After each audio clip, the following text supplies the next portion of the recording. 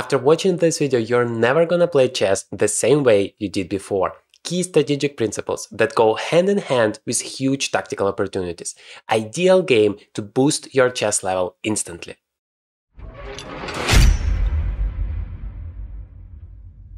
What's up, chess player? Welcome to the Journey to Grandmaster, the place where you can improve every single aspect of your chess game.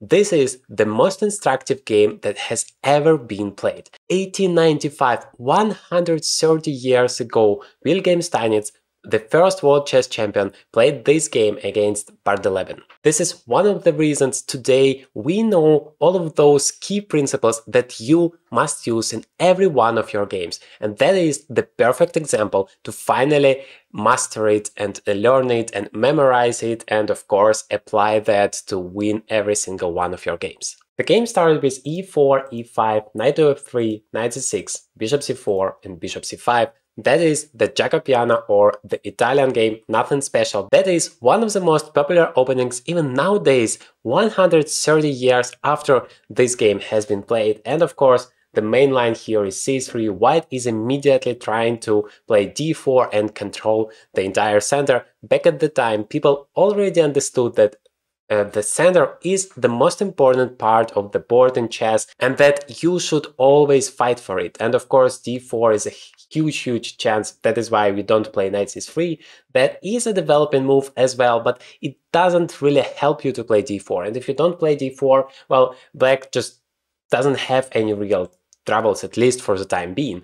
But now d4 is a threat. But what black does, they can't really stop it, so they play knight to f6. That is called creating a counter threat. If you cannot stop the threat of your opponent, you should create a counter threat.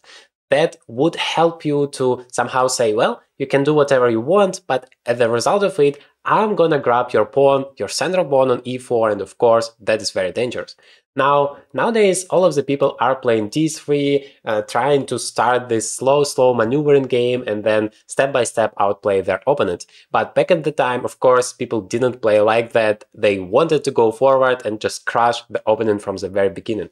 Well, of course, everybody would love to play that even today, the move d4, but the problem with that is that the opening theory is analyzed to death in this variation, so nobody really plays it on the top level expecting to win such a game because, well, everybody learned the 30 moves computer variations and there is no real chance to win that game as white. But of course, back at the time, the theory wasn't that advanced. That was very fun. Back at the time, I would assume to play chess because you don't have all of those annoying opening variations. You can just enjoy playing chess. That is cool. So, takes, bishop before check. That is, of course, the most active way to continue. That is a check, because if you just go back, I mean, first of all, never go back. If you ever have a choice or a chance, just never go back in chess. Always try to go forward, always try to play actively. Bishop e4 is the most active move black has. The idea is, now that is a check, you can never ignore a check, and then once you deal with it somehow, black is gonna grab the pawn on e4 and, well, just enjoy a free pawn. But of course, chess is a very complicated game, so it doesn't work that simple. Knight to c3 is what white did here, and of course knight takes e4 is the main line. Here the idea from the white side is, well, you can grab your pawn, you can even grab another pawn here on c3, but the problem with that is you're not developing your pieces. Every time you're making more than one move with the same piece in the opponent, you are taking a huge risk. And here, well, black moved 1, 2, 3 times with a knight, 2 times with a bishop. That leads to the situation where white is overdeveloped, whereas black's king is still in the center. That is very risky. That is white is basically winning in this position. Feel free to pause the video to find out how white actually wins here. That would be very instructive. Meanwhile, I'm gonna reveal it to you. Well, of course, white is continuing the development, and black would be able to castle here. Just next move would be happy to do it, but white is stopping it just in time here with bishop to a3. And yes, you can block this diagonal with the pawn, but that would mean that white has yet another tempo to continue the development, and now rook c1 comes with a tempo, the bishop has to go away, and you just can't handle it when all of your opponent's pieces are being developed, whereas you are far away from being developed. So here, queen to a4, pinning the knight, attacking the bishop, threatening d5, and there is absolutely no way black can survive here without a significant material loss. If you decide, however, to take the rook on a1 and be as greedy as possible, then of course this king is in huge trouble, just rook e1, and you have absolutely no way to save the king here, knight e7, but then I'm gonna just win all of your pieces, and that is also game over. So that is how it works. If you are too greedy and grab all of your opponent's material instead of developing your pieces, well, you can be punished, and that can be very badly very soon.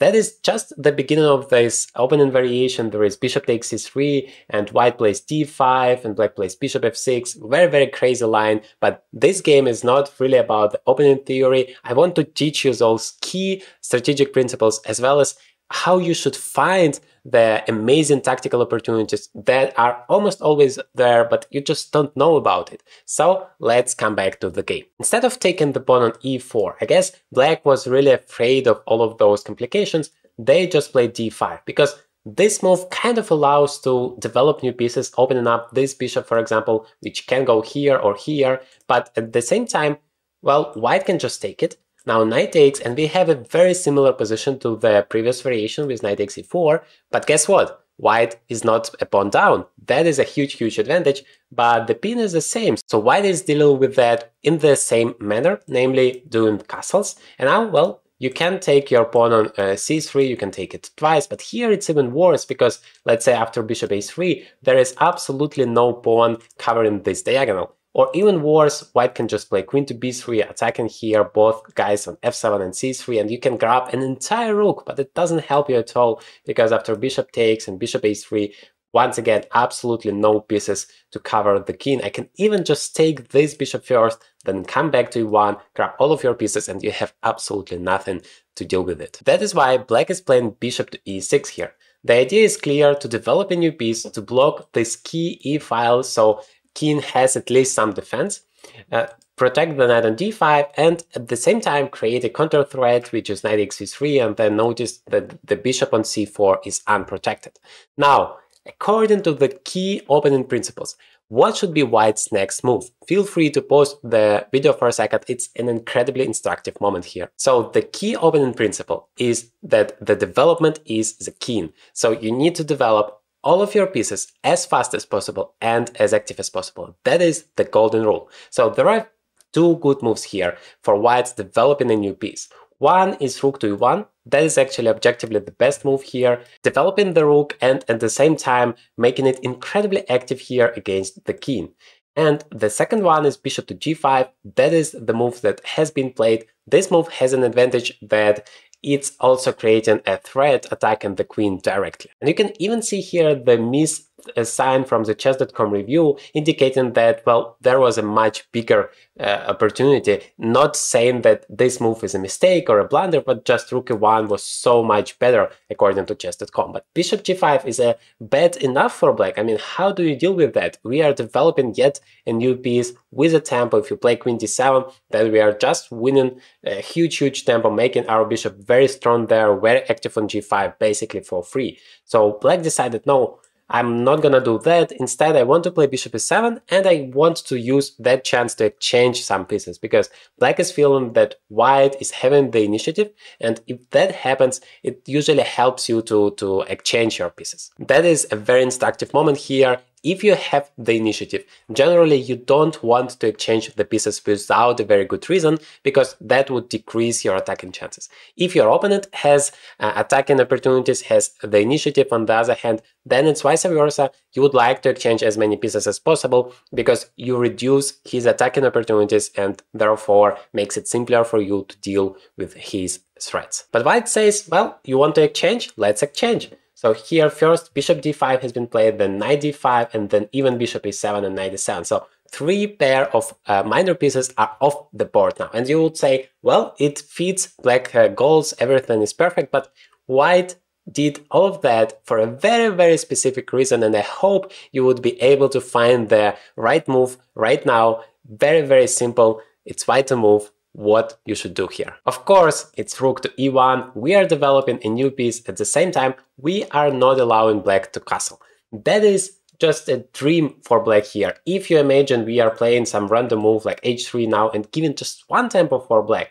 they're gonna castle, and this position is already better for black. Why? Because they have absolutely no problems, whereas white has this isolated pawn, and I mean, black has no weaknesses, just gonna put pressure on that pawn. Black is in the driver's seat. So chess is a tragedy of one tempo, because white plays here rook e1, and then there is absolutely no way for black to castle because of this knight hanging there on e7, and from this point, white is creating a new threat with every single move, and that is the golden strategy to beat whatever your opponent you have in your chess game. Your task is to make your opponent's life as miserable as possible, to put as much pressure as it's humanly possible on him, and sooner or later he's gonna collapse. That is proved by this game as well as millions of other games. That is the golden strategies that Magnus Carlsen uses, that Hikaru Nakamura uses, and every famous chess player that you know uses, and you absolutely should do the same. You shouldn't sit there and wait for your opponent to come or hope that he's gonna blunder something. No, you need to attack something. You need to create those threats with every single move, making life difficult for him. Black is playing f6 here, trying to make the castles by hand with king to f7 and rook to e8, and once again, more or less, all of the problems would be solved. So white says, well, it's not gonna happen because I'm gonna play queen to e2 immediately and attack that knight for the second time. By the way, like 100 years after this game, Garry Kasparov proved that queen to a4 is actually also a great move here with the check, continuing with queen to b4, attacking the knight once again. Very powerful idea, but queen e2 is a very straightforward move, creating a huge checkmate threat in one. You can never ignore that. So black played queen to d7, and now take a look at the white position and try to understand according to the key opening principles. That is why I love this game so much. It's so instructive. You can never imagine a more instructive chess game than this one.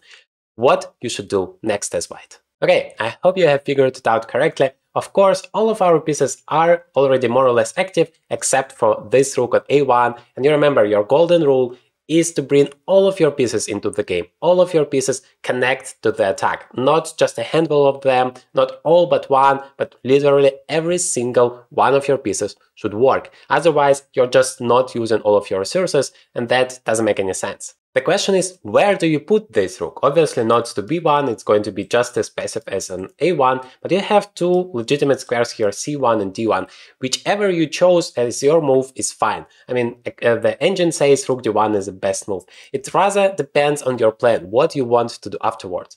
Steinitz played here rook to c1, saying that here the rook is more active and putting some pressure on the black's pawn, and as the game shows, he was correct in his approach in terms of practical value. But of course, rook d1 is also a very good move. Black played here c6, which is a mistake according to chess.com, because black had this golden opportunity to play king to f7 right now, and they must have used it. So time is the most important thing in chess. You must always use your chances to be as fast as possible, not wasting any single tempo for anything that is even a little bit not useful for you. Okay, so c6 has been played, and now that is your golden opportunity to find this amazing move for white. All of your pieces are developed. The most difficult question, what do you do next? White to move. Let me know in the comments whether you have found this move, because that is the beginning of this amazing attack. So if you carefully look at the position, those queen and rook are amazingly active along the e-file, you don't need to touch it. This rook on c1 is also pretty active. I mean, you can really improve it via c3 and e3, but the problem with that is that it's too slow, and we are back to the question of the time. Time is the most important resource in chess. You just don't have that much time, because meanwhile, black is gonna play king to f7, rook is free, rook to e8, and then your threats are gone. So you have to be faster than that. Also knight d5 would be possible. So that doesn't work, but if you look at this knight on f3. It's not doing anything active here. Because of this pawn on f6, it doesn't have any squares to go forward, and of course you would like to improve this knight. Now, you would be happy to see this knight on f5, because that's gonna attack that knight. Remember, it's pinned, so it cannot move. So you're basically winning the knight if your knight magically appears on f5. And of course, you can do that via h4. The problem with that, the knight is not great on the edge of the board, the h and a file, and that is not just a phrase, that's a reality. You always need to take that into account, because yes, you're creating a huge threat, but before you make your move, always think about what your opponent can do. And here there is a simple move king f7, which is black's plan no matter what, and then knight f5 is not available anymore because the knight is not pinned. What is your knight doing on h4? Absolutely nothing, because well, the knight on the edge is a bad piece to have. So instead, this knight should go to the center. Always try to centralize your pieces. That is another key strategic principle. Always remember it. All of the most important actions are happening in the center. So d5, I guess you have guessed it by this point. That is the great move here, sacrificing that pawn. There is a side effect as well, because, well, first of all, black cannot take with the knight because of the pin, cannot take with the queen because of checkmate in 1, so the only way to take it is with the pawn. If you don't take it at all and play king f7 here, well, I'm gonna just take on c6, and all of those pawns here would be horribly weak, as well as this diagonal, so that is a pretty bad option. But taking on d5 is also pretty bad. We are gonna see why, but a side effect here, a positive one, is that the c file is open for the rook, and the rooks just love open files. They are the strongest when they have open files at their disposal, so always remember that when you are choosing the squares for your rook to go. Now, the next move should be very easy for you. Knight d4, we have sacrificed the pawn for that, and of course we are going on with this idea. Now, there is knight f5, just as in the knight h4 variation, but thanks to the fact that the knight is in the center instead of the h file, here we have plenty of additional opportunities. That is what makes a huge difference between those moves. After knight h4, black would be better, and now white is winning. That is how tremendous this difference is. Black plays king to f7, of course, trying to avoid that knight f5 move, at the same time continuing the plan. Now, very instructive, because this move is the only one to continue the attack for white. Everything else apart from this move just loses the entire advantage, and white is not better anymore. So please feel free to pause the video for a second and find the right move. Okay, of course we need to go forward. We cannot go back, we cannot just stay here. All of that is just too slow and too passive. Knight b5 also just going to the side, not active enough. The most active move, of course, is to go forward, to go to the center, knight e6, because we are creating a huge threat, rook c7, but that is only the obvious one. There is much more to this move. Let's gonna see it, let's gonna explore it. Black played here rook h to c8, trying to say, well, I have an extra pawn, and you have the initiative. That means I absolutely must exchange as many pieces as possible, and that is of course correct. Just imagine swapping two pair of rooks here, all of the rooks from the board, then the position immediately becomes pretty much winning for black, because the attack is over, black has an extra pawn, no compensation whatsoever. So right now and right here, we have to be as active as possible and create as many threats for the black side as possible. So, well, it's task for you guys. Try to find this amazing combination, move by move, starting from this position here, just one move that is completely winning. White to move, pause the video for a second and go for it. I hope you have found it. This move is queen to g4. We don't have any time to deal with this rook, we don't have any time to exchange, we don't want to exchange at all. So we are playing queen g4, we are creating a counter threat. Our opponent wants to take the rook, and we are saying, okay, do whatever you want, because meanwhile, I'm gonna deliver checkmate in 2.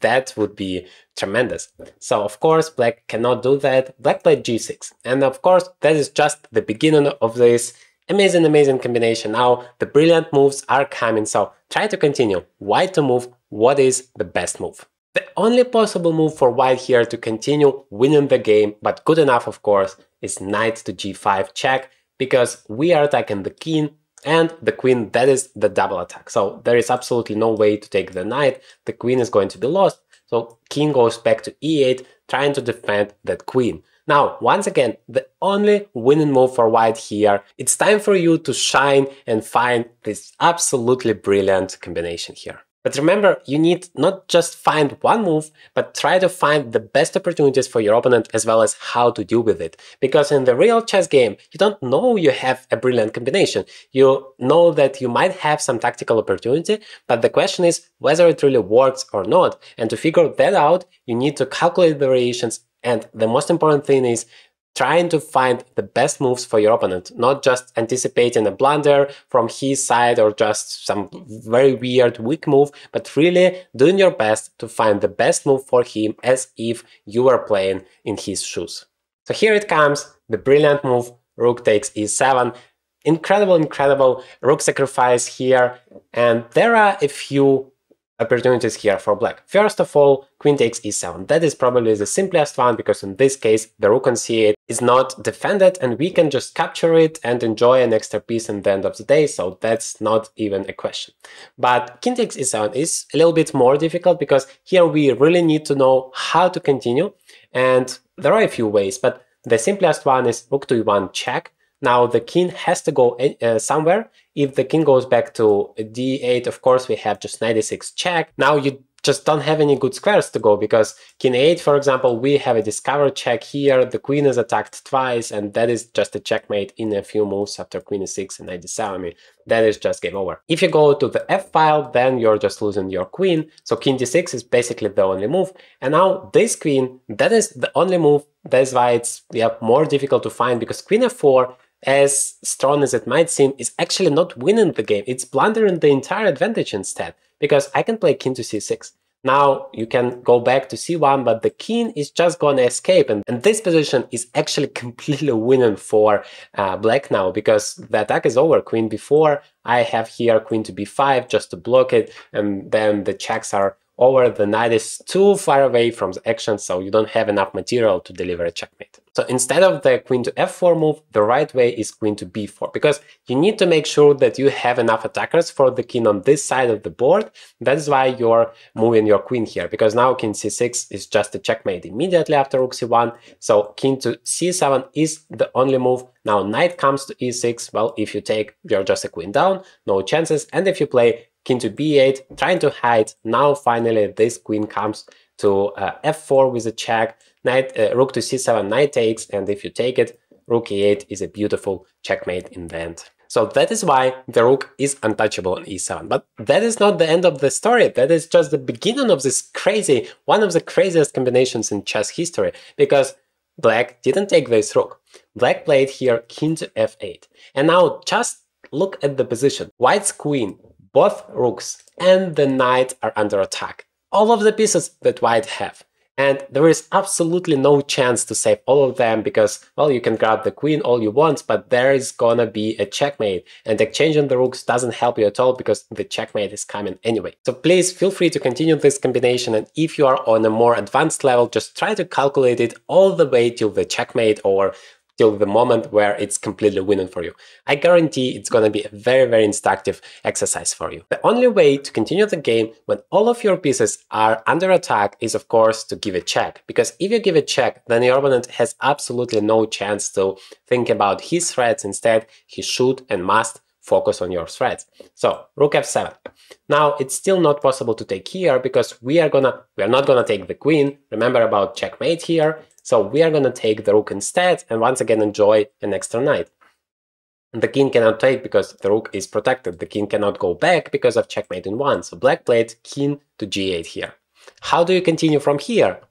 Well, guess what? The situation hasn't really changed. All of the pieces are hanging, maybe apart from the rook, but well, you can't save anything at all here, so you must continue giving some checks. Here comes the second brilliant move for white, rook to g7. And now the king still cannot take it because of queen takes d7 with a check. We are just grabbing all of the pieces. The queen still cannot take it because rook takes c8 once again would leave black a piece down. So what happens if the king goes somewhere? King to f8, first of all, you're not gonna repeat the moves, right? You're not gonna make a draw here. I hope you wouldn't, because that would be a pity after such a beautiful combination. The right move is of course knight takes h7, another check. We always need a check in such a situation. So now king e8 is game over in one move, and king takes g7. Now finally we can take the queen here with a check, winning all of the pieces. Black played here king to h8, the only way to continue the game. Of course, we go on. We already learned this pattern, rook takes h7 still works, but the king just goes back. The question is, how do we win the game? If you don't know by now, feel free to once again pause the video, because if you're gonna find it yourself, believe me, it's gonna be very, very useful for you. So the move is rook to g7, and we are not repeating the moves, because notice there is no h7 pawn anymore, and that makes a huge, huge difference here. King goes back to h8, and as the legend says here, Bardeleben, who played as black this game, just went away from the tournament hall and never came back. So Steinitz needed to wait till the time is over and, well, made sure that he won the game. But of course, we want to see how it could have ended here, how white can deliver a checkmate. So let's do it together. Queen h4 check. We have destroyed the pawn on h7 to make sure that this check is possible, and of course we sacrificed the rook on g7 yet again, and this time black absolutely must take it, because, well, there is absolutely no way not to do it. Now queen goes to h7, king goes to f8, queen goes to h8 check. The king cannot leave on the f file, unfortunately for him, so it has to go to the e7 square. Now, very important, we don't need to use our rook here for those checks, because that would give a lot of squares for black for the king. Instead, we need to continue checking with the queen. Now the king has a choice. It can go to d8, e8, and d6. The d6 one is the simplest, because queen f6 is just a checkmate in two moves. So let's say black plays king to e8, because that is another invitation. Please play rook e1. It's very difficult to resist the temptation to play rook e1 check, but that once again gives those c7 square available, and we don't want to do that, even though the position is still completely winning. Instead, we play queen to g8. Now the king has to go to e7 back, and now we play queen to f7. Once again, king d6 doesn't make any sense, so king to d8, the only move. Now queen to f8, that is making sure that this queen must go to e8, blocking the check. And now checkmate in two, hopefully you see it. Knight goes to f7. Notice this c file is controlled, and that is very, very important. King goes to d7, and finally queen d6 checkmate. That is an absolutely fantastic checkmate here. But the most important thing and the most difficult thing about this brilliant combination, one of the best ones in the entire chess history, is that you must have calculated all of that up to here, queen d6 checkmate, when you made your brilliant move rook takes e7 here. All the way here, it's move number 22, and you needed to calculate it till move number 35. I mean, that is literally impossible, and the fact that Wilhelm Steinitz did it is absolutely mind-blowing. You can say, well, it's not necessary to calculate all the way till the checkmate if you're just sure that you're gonna give those checks and you have at least a draw. That is how stronger chess players are going about those combinations. If you are sure that you have a perpetual check and you're not losing the game, it's much simpler for you to take that risk and go for it. But then you also have this feeling, with an experience you get that intuition, that feeling that something is going to be there. So you're going for it, you know for sure that you're gonna have at least a draw, as well as the feeling that something else should be there. In this video, I show you the best game of the entire 20th century, which features both an incredible strategic understanding by the one and only Mikhail Botvinnik, who played against another world champion, José Raúl Capablanca, as well as the best combination of the entire century.